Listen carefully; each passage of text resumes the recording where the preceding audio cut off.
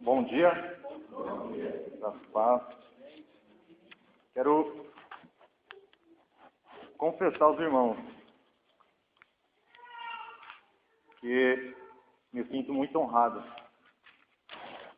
em pregar, em ser a primeira pessoa a pregar no templo reformado, na reestreia do templo, né? Me sinto realmente lisonjeado pela honra que eu recebi de Deus e pela honra que eu recebi da parte dos irmãos. Amém? E quando os irmãos me procuraram para pregar na manhã de hoje, eu falei, eu já tenho a mensagem. E acredito que da mesma forma que Deus falou comigo, Deus vai falar com vocês também, através dessa palavra. Então quero convidar vocês a abrir em João, Evangelho de João, capítulo 1. Evangelho de João, capítulo 1, a partir do versículo 19.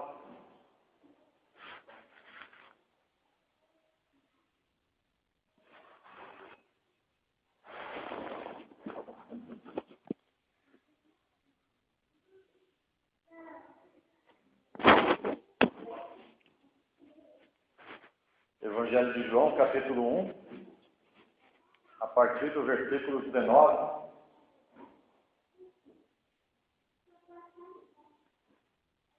Todos acharam? Amém? Então, eu vou ler do versículo 19 até o versículo 20.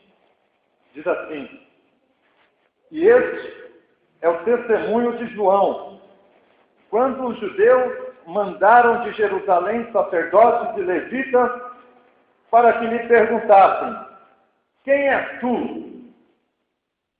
E confessou e não negou. Confessou: Eu não sou o Cristo.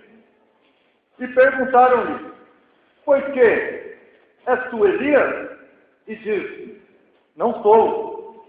És tu o profeta? E respondeu: Não. Disseram-lhe, pois: Quem és? Para que demos resposta àqueles que nos enviaram, pedidos de ti mesmo? E disse: Eu sou a voz do que clama no deserto. Endireitai o caminho do Senhor, como disse o profeta Isaías. E os que tinham sido enviados eram dos fariseus. E perguntaram-lhe, e disseram-lhe: Por que batizas? Pois se tu não és o Cristo, nem Elias, e nem o profeta. João respondeu-lhe, dizendo: Eu batizo com água, mas no meio de vós está um a quem vós não conheceis. Este é aquele que vem após mim, que foi antes de mim, do qual eu não sou digno de desatar a correia das sandálias. Essas coisas aconteceram em Betânia, da outra banda do Jordão, onde João estava batizando. Senhor, nesta manhã, eu te louvo, te glorifico por estar aqui neste lugar e pela honra que o Senhor me concedeu em ministrar essa palavra. Que nessa manhã o Senhor possa me usar para falar com a tua igreja e que a tua igreja estejam com os corações abertos, Pai, para receber a tua palavra. No nome do teu Filho amado Jesus, eu lhe peço, Espírito Santo, usa a minha vida, usa a minha boca, para transmitir a tua palavra à tua igreja. Amém. Irmãos, acredito que muitos de vocês já leram essa passagem sobre a revelação de João Batista. eu fosse dar um tema, ou se eu for dar um tema na mensagem dessa manhã, eu diria e perguntaria: quem é você?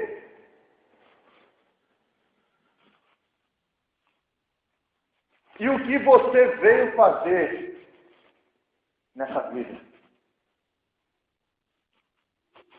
Uma pergunta que você deve se fazer: quem eu sou? E o que eu vim fazer?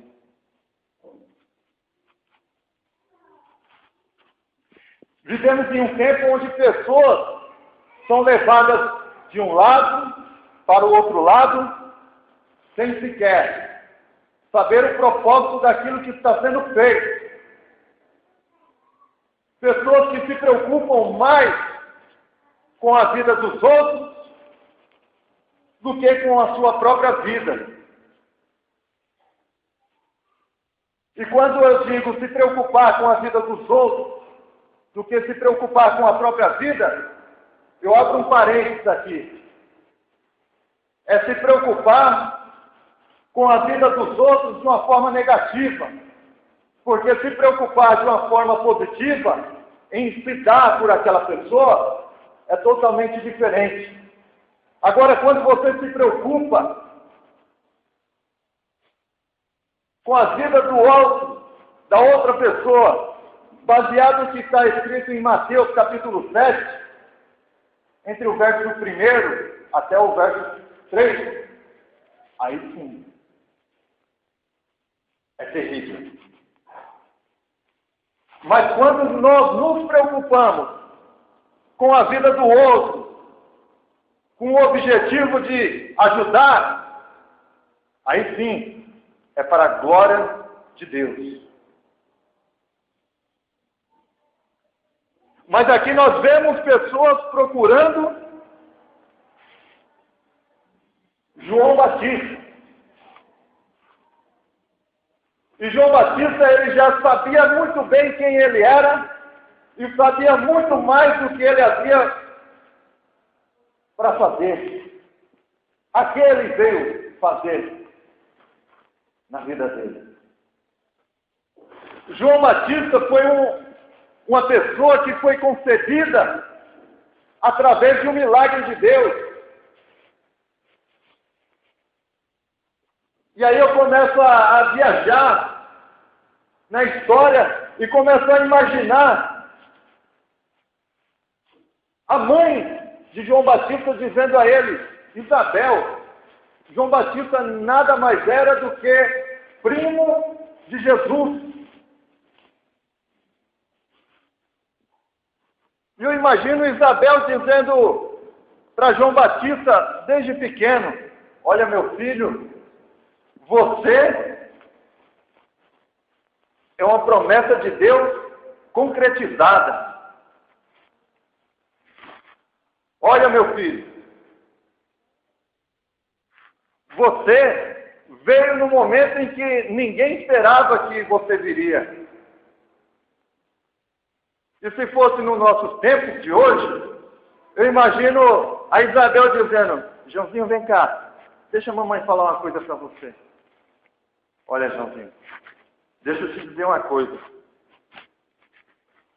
Quando você veio, mamãe já era bem velhinha.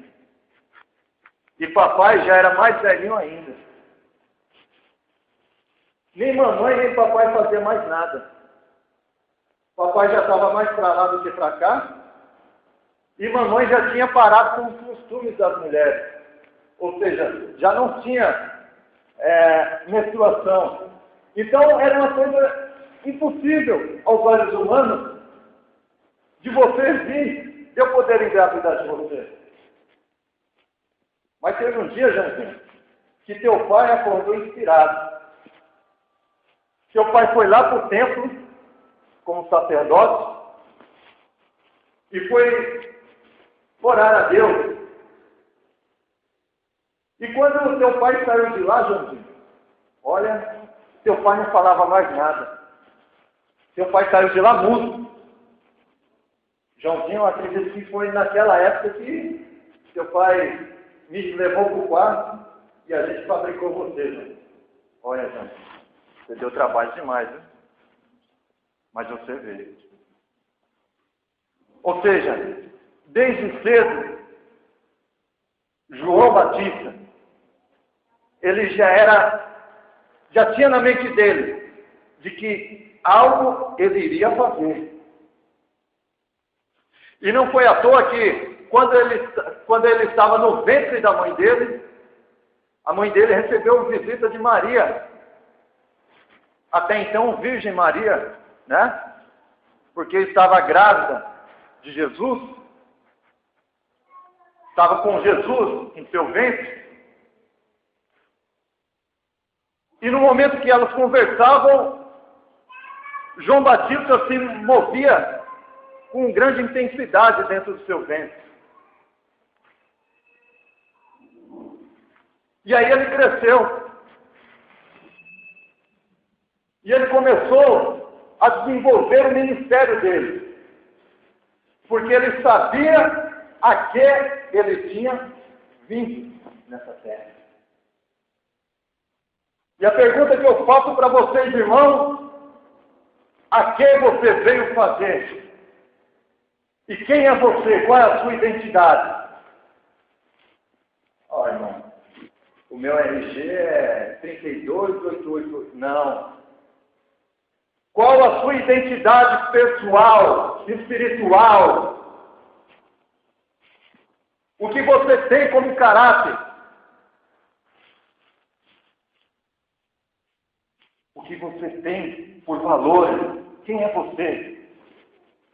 E o que você veio fazer?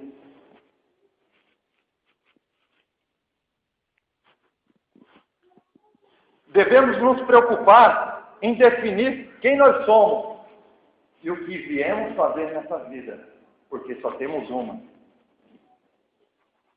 O problema é que observamos muito a vida dos outros e deixamos a nossa vida de lado. Como dizem, o jardim do vizinho é mais florido que o nosso. Não é assim que geralmente nós costumamos ver? Que a vida do outro tem mais prazer do que a nossa. A vida da outra pessoa existe mais beleza do que na nossa vida. E assim nós deixamos de olhar para dentro de nós e deixamos de observar aquilo que tem à nossa volta. Mas João Batista, ele era bem resolvido nessa causa. Ele era uma pessoa que não tinha essa acústica para pregar. Ele era uma pessoa que ele estava no deserto e as pessoas vinham atrás de João Batista no deserto. E ele pregava e Deus enviava pessoas para ouvir o que João Batista tinha a dizer. E as pessoas curiosas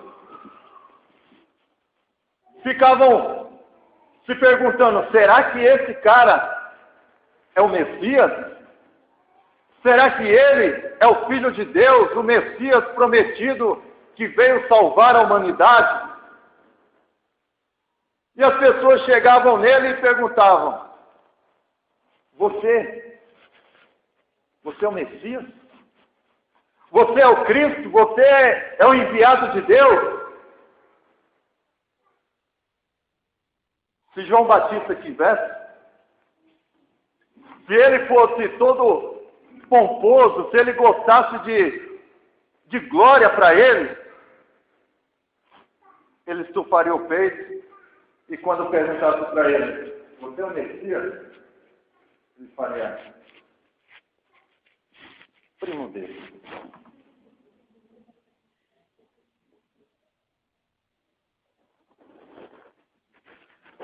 Você conhece o Messias?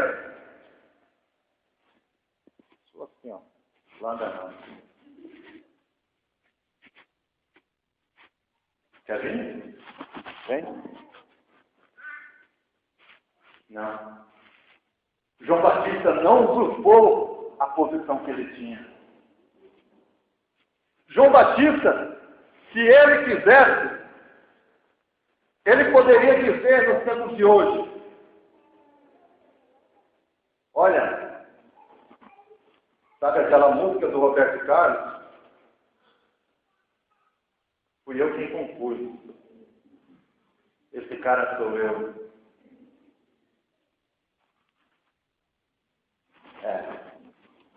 Esse cara sou eu. Mas não. João Batista, ele se colocou no devido lugar a que ele pertencia. João Batista se colocou como instrumento de Deus e disse: o meu chamado é esse, eu sou isso, e é a isso que eu vim fazer.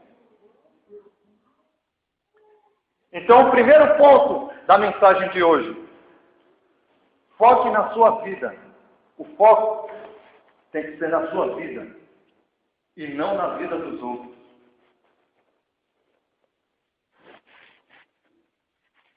Não que você não tenha que ajudar os outros em caso de necessidade e você podendo ajudar. Mas o foco principal tem que ser na sua vida e deixe a vida do outro ele viver a vida dele. Esse é o primeiro ponto para você saber quem é você. Para você saber o que você veio fazer na sua vida.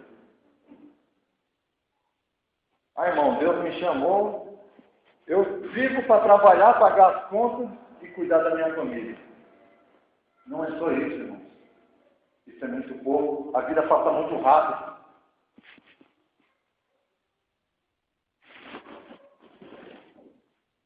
Há uns anos atrás eu segurava o Matias no colo, tinha acabado de nascer. Hoje já está com 10 anos. E para passar mais 10 anos vai ser um piscar de olhos.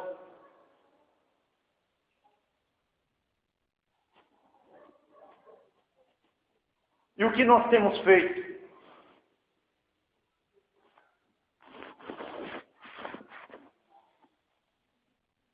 O primeiro objetivo que nós temos que ter é ser nós mesmos. É o ponto primordial para você saber quem você é. Seja você mesmo. Tenha autenticidade. Não deixe ser levado por conversas de A, conversas de B. Saiba se definir realmente quem você é.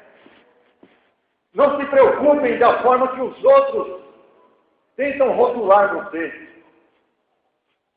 Mas se preocupe realmente com o que você tem dentro de si, de quem você é, independente da forma que os outros se rotulam.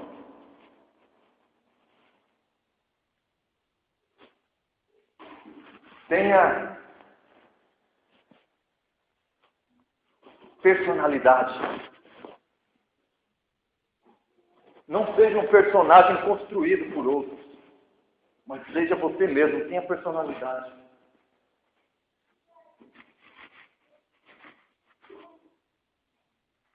Não se preocupe em mostrar aquilo que você não é.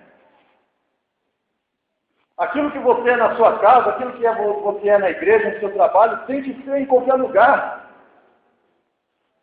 Tem que mostrar para as pessoas o que você realmente é. Porque geralmente nós só mostramos o que nós queremos. O que a gente sabe que não presta, a gente esconde. A gente coloca debaixo do tapete. Tente ser realmente o que você é.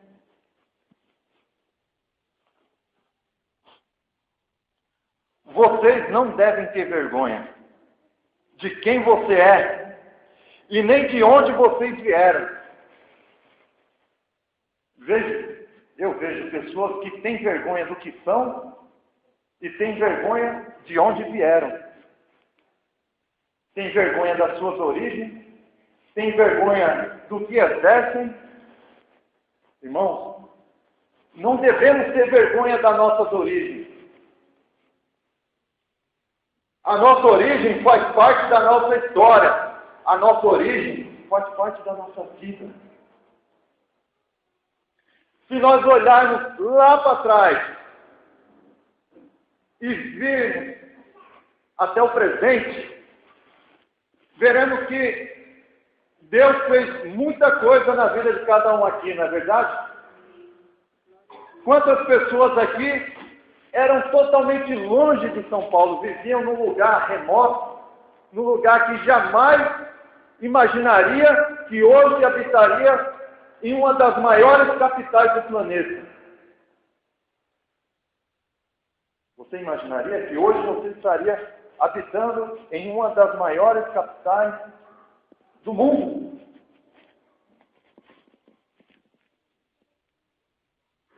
E Deus foi trabalhando a sua história, Deus foi movendo as coisas, e você, através das suas atitudes, foi contribuindo, e hoje está aqui. Para a glória de Deus.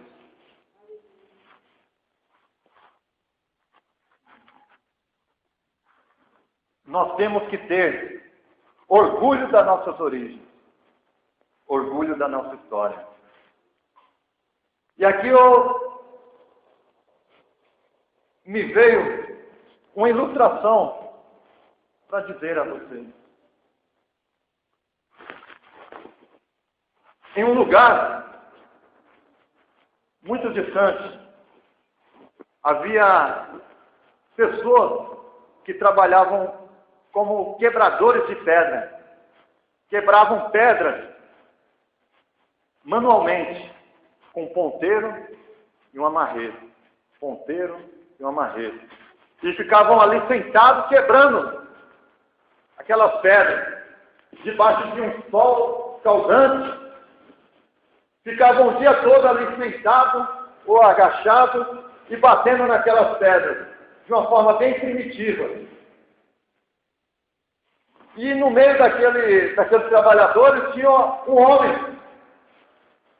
E aquele homem ficava ali quebrando pedra, e ele já estava de saco cheio daquilo que fazia há tanto tempo.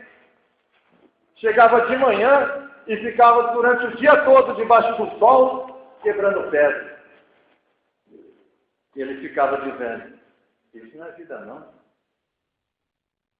Ficar quebrando pedra aqui o dia todo. Eu não quero essa vida para mim não. Já não aguento mais tanto quebrar pedra.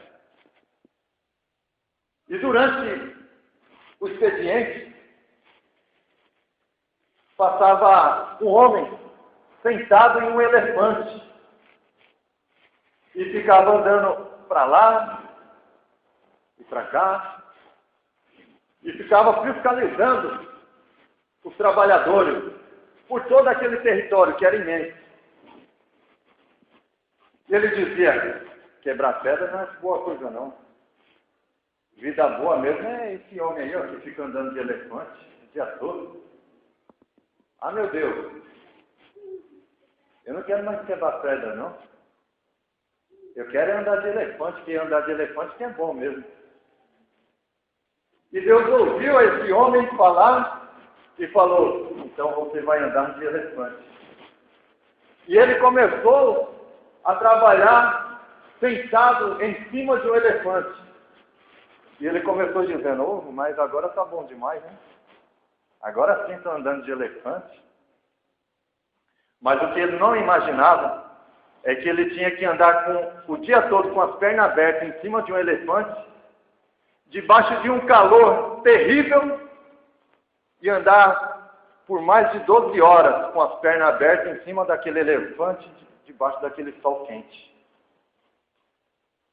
E depois da primeira semana de trabalho dele, ele já estava todo assado. E ele começou a dizer: ah, mas andar de elefante é ruim demais. Não é isso que eu escolhi para mim, não. Eu não quero andar mais de elefante, não. E fica andando 12 horas, mais de 12 horas, debaixo daquele sol. Fica me castigando. Ah, não é isso que eu quero para mim, não. Eu quero ter o sol. O sol, sim. O sol fica lá em cima. Fica castigando todo mundo com aquele calor quente. Ah, eu quero ter o sol.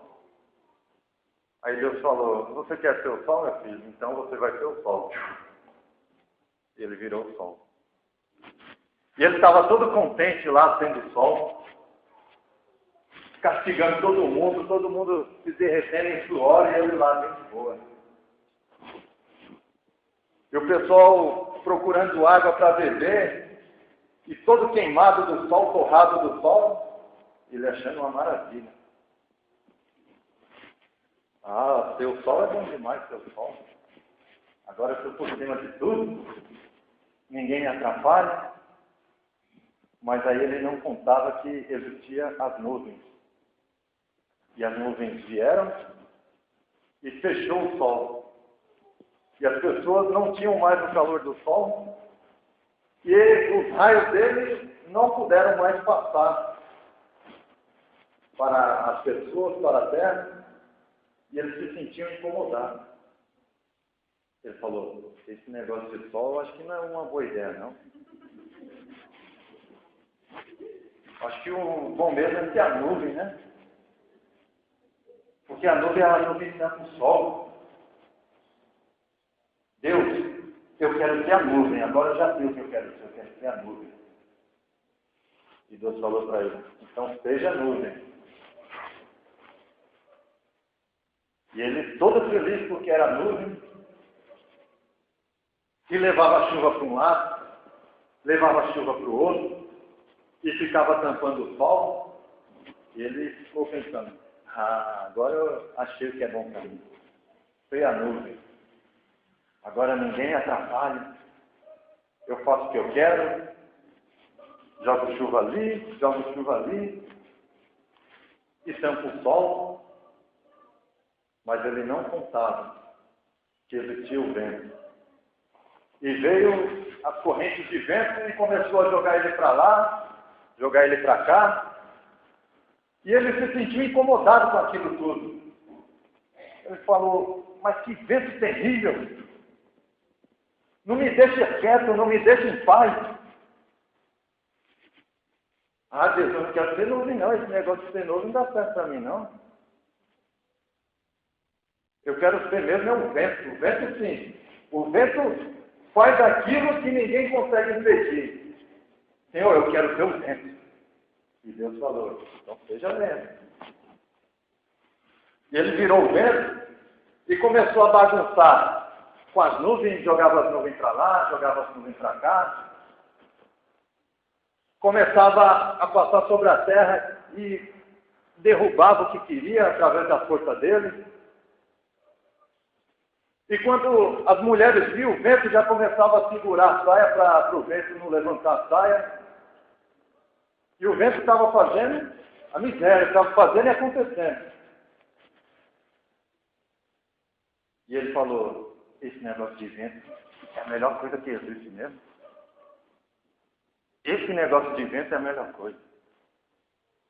Mas ele não esperava que existia as pedras, as grandes pedreiras. E aí quando ele ia contra essas pedreiras, a pedreira nem ligava para o vento. Continuava a vida dela tranquilamente. E o vento ficou incomodado com aquilo, ficou chateado. E quanto mais forte ele ia contra aquelas pedras, aquelas pedreiras, mais ele se cansava e se irritava. E ele disse para Deus, Senhor, eu fiquei rodando esse tempo todo e nunca percebi que a melhor coisa mesmo é ser pedreira. Me transforma em pedreira, que pedreira não tem vento que atrapalhe, não tem nuvem que atrapalhe, não tem sol que castigue. Pedreira. É pedreira que eu quero ser. E aí ele se transformou na pedreira. E ficou lá imponente, com toda a cor. E aí ele ficou pensando, ninguém pode me derrubar agora. E passado um tempo, ele começou a ouvir um barulho lá no fundo, lá.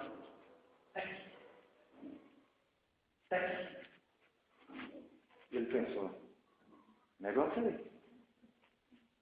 E começou as batidas ficarem mais fortes e mais perto dele e despedaçando ele. Ele, Senhor, mas que dor terrível é essa que eu estou sentindo?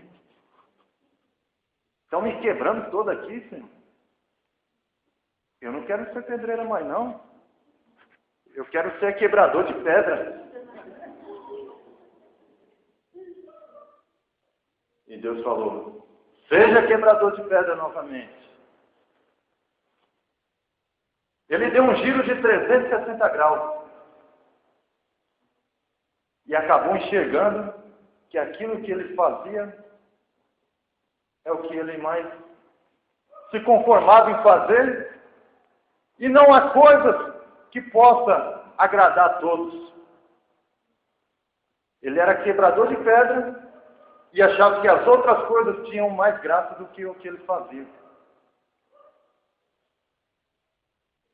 E muitas vezes nós agimos assim, não é, irmão? Muitas vezes nós queremos as coisas boas de algo que é exercido do que é feito. E não nos damos conta de que somos levados por tantas coisas. E deixamos de assumir realmente aquilo que devemos fazer. Daquilo que deve ser feito.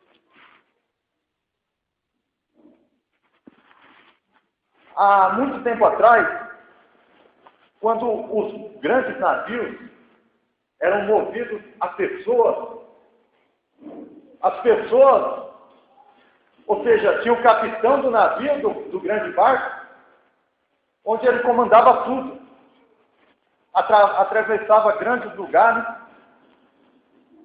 e todo o privilégio, todo o reconhecimento ia para ele. Mas lá no fundo desses barcos, desses navios, grandes barcos, ficavam as pessoas que ficavam remando. E ele era conhecido como ruperete. O que são ruperetes? Eram as pessoas que faziam os barcos andar. Que realmente era a força principal mecânica que fazia o barco, os navios, se locomoverem de um lugar para outro lugar.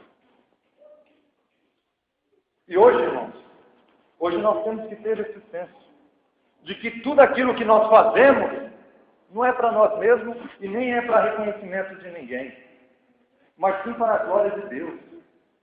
Sim para que o Senhor seja glorificado, para que a obra de Deus continue.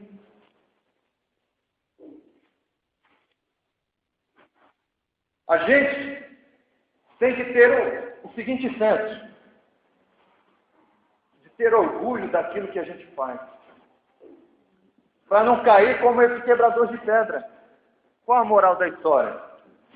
Eu era feliz e não sabia. Esse é um exemplo de pessoas que se esquecem quem são. Então, lição número 2, ponto número 2. Seja grato a Deus pelo que você tem. Seja grato a Deus por tudo que você tem.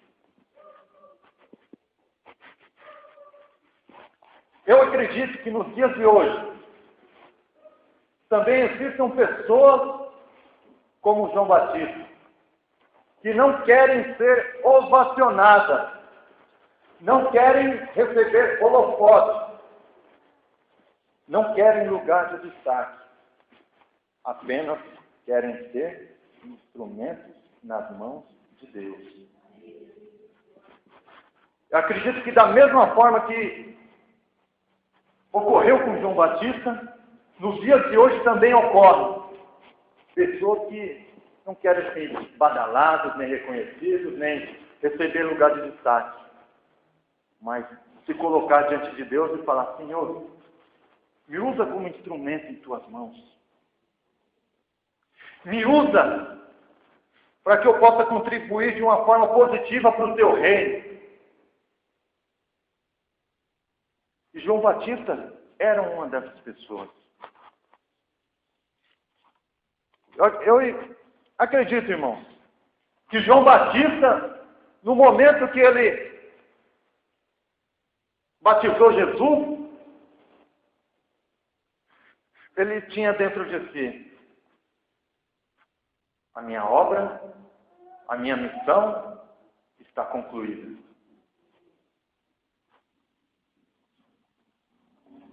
E nos relatos bíblicos, se a gente for ler desde o início do chamado de João Batista e do início do ministério de Jesus, nós percebemos que alguns discípulos de João Batista foram atrás de Jesus. Foram servir a Jesus. E se fosse nos dias de hoje, talvez pudesse ocorrer um certo desconforto. Mas naquele tempo, João tinha tanta convicção do que ele deveria fazer, que os discípulos foram atrás de João e disseram: ô João, vem cá. Olha, os irmãos estão indo embora, gente. Eles estão indo para outra igreja lá. Eles estão indo, sabe para onde eles estão indo, Cristian? Eles estão indo atrás do teu primo Jesus. Ô João, isso é de Deus, João. E João Batista disse: é necessário que ele cresça e que eu diminua. Aquilo que nós fazemos é necessário que o Senhor cresça e que nós diminuamos. Aquilo que nós fazemos deve ser para a glória de Deus e não para reconhecimento humano. Se alguém te questionar: mas irmão, irmã, eu não vejo você fazer coisas que é percebido. Quem é você para questionar aquilo que cada um faz? Cada um sabe do chamado que Deus tem para você. Antes de cobrar alguém, pergunte a você mesmo: o que eu tenho feito? E pergunte também: quem sou eu para cobrar atitude A ou B de outro irmão? Irmãos, nós iremos prestar conta com Deus, não iremos prestar conta com A ou B. Pense bem nisso. Se alguém dizer a você: vamos falar com A ou B porque ele não está fazendo C ou D, diga a ele: irmãos, cada um presta conta a Deus.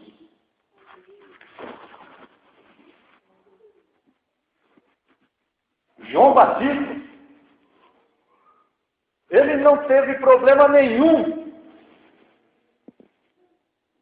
em dizer isso. Quando perguntaram para João Batista já sabia realmente quem ele era e o que ele veio fazer na terra.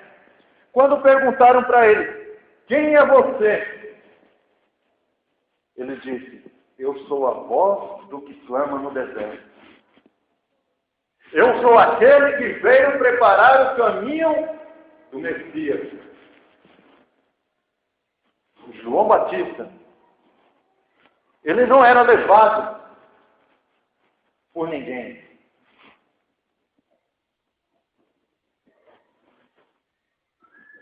Ele poderia até ter motivo. Ele poderia ter até motivo para se gabar, para ficar todo pomposo. Ele poderia usar a liderança dele para manipular as pessoas, mas ele não manipulou.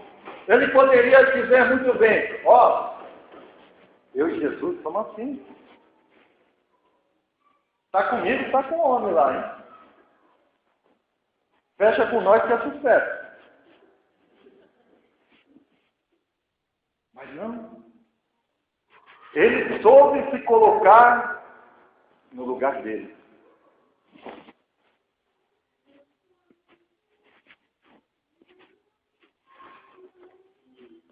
Nunca devemos nos esquecer da nossa dependência de Deus. E só como parênteses, a nossa dependência de Deus reflete muito em João, no Evangelho de João, capítulo 15, onde Jesus diz que Ele é a videira verdadeira e que aquele que não está ligado na videira não pode dar frutos. E de que sem Ele nada podemos fazer. E a gente não deve se esquecer também de quem somos. Existem pessoas que se esquecem quem são. Alguns exemplos de pessoas que se esquecem quem são. Davi, o rei Davi. O rei Davi, ele tinha centenas de mulheres.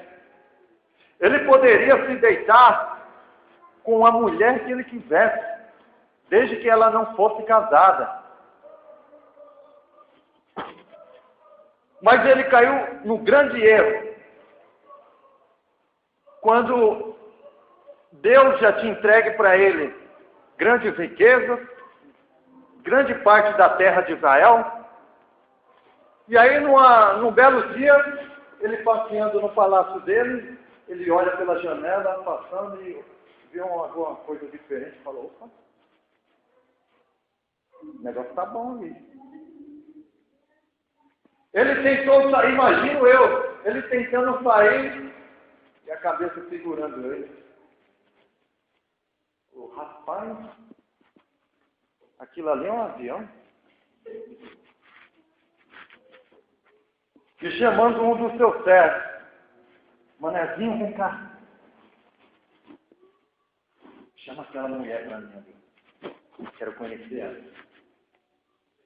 Eu imagino o seu servo dizendo para ele, ah, meu rei, deixe essa mulher quieta, pelo amor de Deus.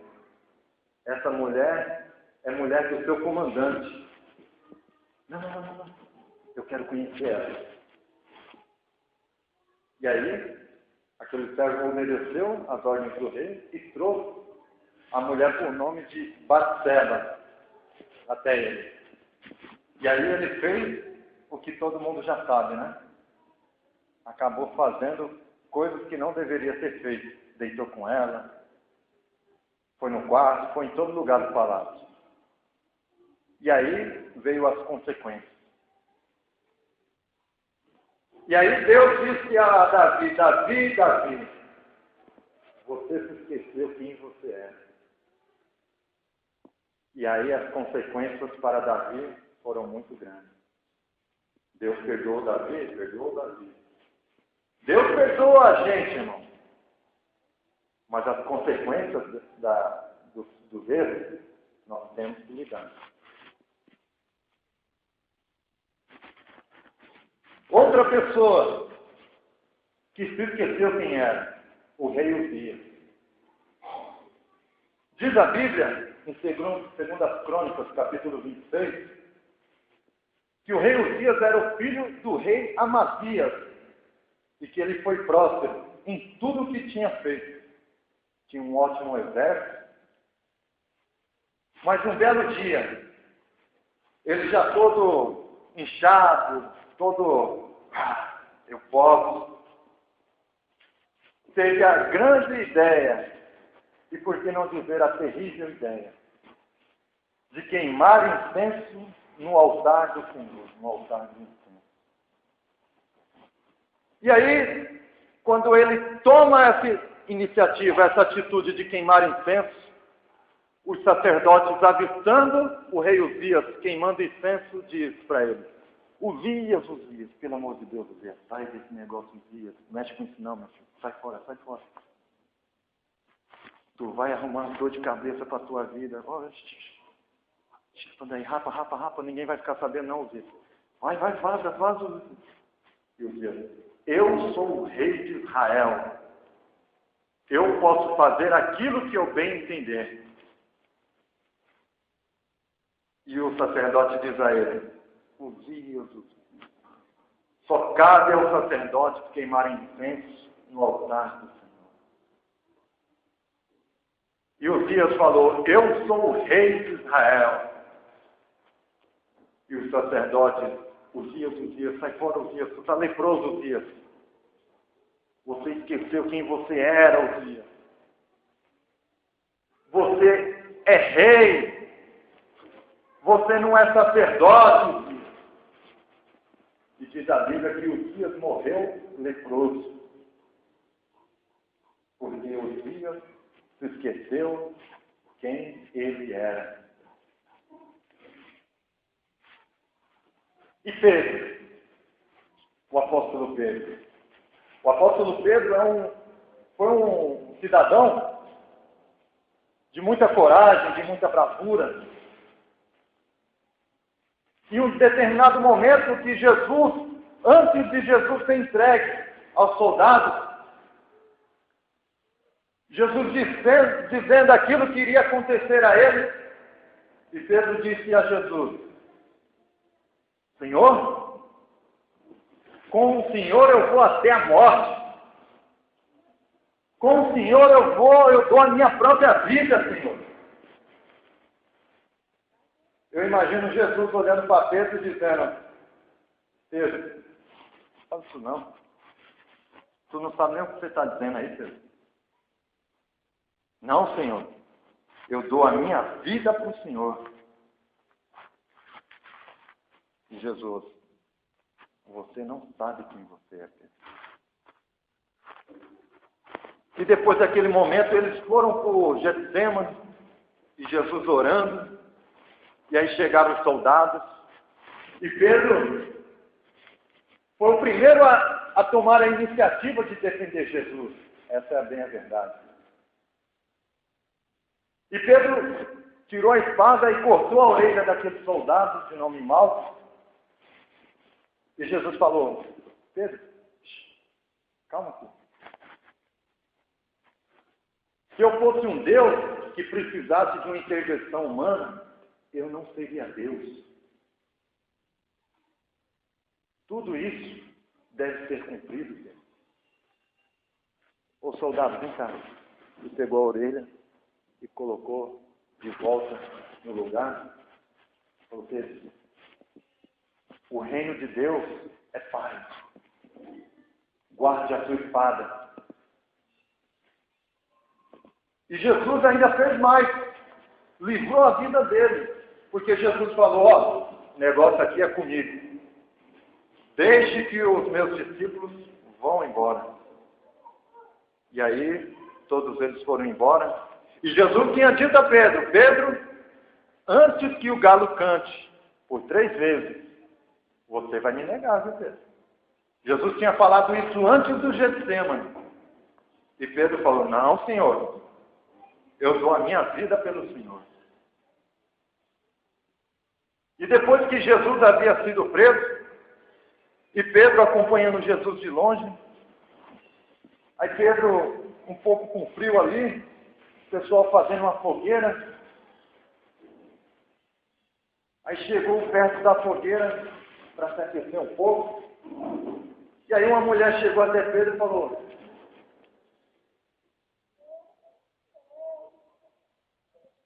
conheço você. Você é um daqueles homens que andava com Jesus.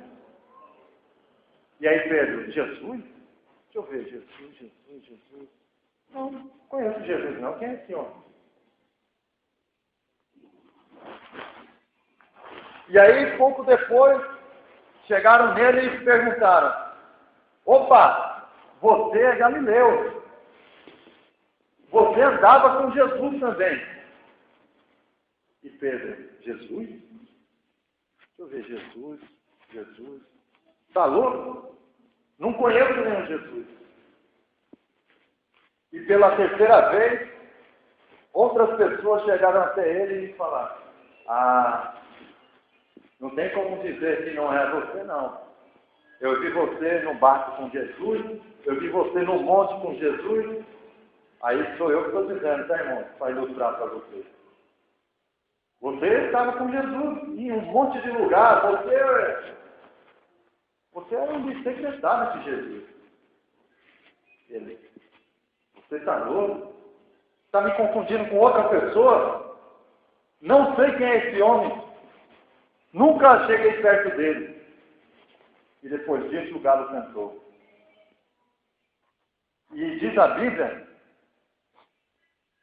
em Lucas capítulo 22, que quando Pedro negou pela terceira vez, Jesus se virou e olhou para Pedro. E o galo cantou e Jesus olhou para Pedro. E se fosse um de nós, no lugar de Jesus, ficaria pensando: infeliz. Ia morrer afogado, eu salvei ele. Curei a sua sogra. A primeira coisa que viria na nossa mente é aquilo que a gente tinha feito por Pedro. Ia morrer lá no Getsemane e salvei a vida dele. Deixa estar, Pedro. Tu vai achar o teu. Mas não. Jesus olhou para Pedro. E com o olhar que Jesus deu a Pedro, Pedro automaticamente se culpou pela atitude dele. E disse: o Senhor me conhece melhor do que eu mesmo. O Senhor realmente sabe quem eu sou, diferente de mim, que não sei quem eu sou. Em uma mensagem que eu ouvi certa vez, irmão, o pastor Ariovaldo Ramos, ele disse: a Moisés, Deus entregou o seu povo. A Davi, Deus entregou o seu reino. E a José, Deus entregou o seu filho. O José, não o José do Egito, mas o José, marido de Maria. Porque José, mesmo sabendo que o filho que Maria esperava não era dele, mas era fruto do Espírito Santo, José foi uma pessoa, foi um camarada que exerceu muito bem a função de pai com Jesus.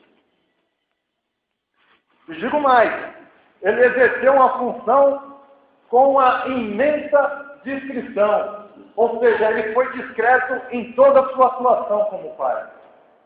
Porque em toda a história da infância de Jesus, e nós temos relato até os 12 anos de vida de Jesus sobre José, em todo o relato nós não vemos com veemência a narração se referia a José de alguma forma destacada. José, ele sabia qual era o seu papel que ele deveria desenvolver. Ele foi totalmente discreto na sua atuação como pai de Jesus, mas nunca deixou de ser comprometido e participativo na sua criação. Em Lucas capítulo 2, a partir do verso 41, a gente vê um relato dizendo que todo ano os pais de Jesus subiam com ele, como era costume de todas as famílias, de ir até Jerusalém para a festa da Páscoa, para adorar a Deus na festa da Páscoa em Jerusalém. E era costume de todas as famílias. E da mesma forma, José e Maria subiam com Jesus até Jerusalém. Os 11 primeiros anos, eles subiram com Jesus. No 12º ano, da mesma forma, subiram com Jesus. Só que um fato curioso aconteceu no 12º ano. Eles subiram e quando voltaram, depois de um certo lugar no caminho, eles perceberam que Jesus não estava com eles. E aí, eles procuraram por toda parte e Jesus não estava. E o que aconteceu? Eles fizeram a logística reversa. Voltaram, fizeram o caminho inverso. E chegando no templo, eles viram que Jesus estava no templo, junto com os doutores. E qual é o que da questão nesse ponto? Durante os primeiros 11 anos, eles foram e voltaram com Jesus. E no 12º ano não. Irmãos, aqui um alerta. No 12º ano, Jesus não voltou com eles. Quantas vezes, irmãos, na nossa caminhada, nós pensamos ou imaginamos que Jesus está com a gente e Jesus não está com a gente. Na mente daqueles pais, na mente de José e de Maria, Jesus estava com eles ali. Mas Jesus já não estava mais com eles. Jesus tinha ficado. É necessário que a gente tenha maturidade espiritual e que a gente tenha atenção para que em determinados momentos da nossa vida nós não venhamos a se pegar dessa forma. Que na nossa caminhada a gente não venha pensar que nós estamos com Jesus, que Jesus está com a gente, quando nós já deixamos Jesus lá atrás. E o que devemos fazer? Voltar pelo mesmo caminho. E ver em que momento Jesus ficou. Em que lugar dessa trajetória. Em que atitude que nós deixamos de trazer Jesus com a gente. Eu vejo muitas pessoas fazendo inúmeras coisas em nome da fé. Dizendo-se que está fazendo aquilo em nome de Deus. Quando na verdade Deus já ficou para trás faz tempo. É necessário que a gente tenha maturidade espiritual e sensibilidade ao Espírito Santo, para que a gente não venha fazer nada como um fariseu, que faz coisas em nome da fé, que nós não sejamos pegos como legalistas, onde nós julgamos e condenamos as atitudes dos outros e deixamos de proporcionar o que o reino precisa que nós proporcionemos, que é paz, amor, gentileza, se preocupar em socorrer os necessitados.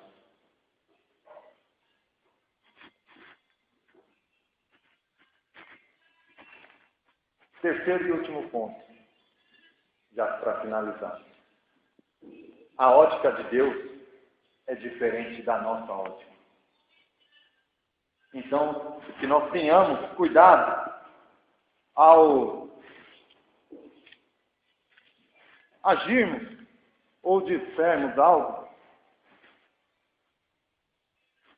porque nem sempre aquilo que pensamos é o que Deus quer. Nem sempre aquilo que fazemos é a vontade de Deus.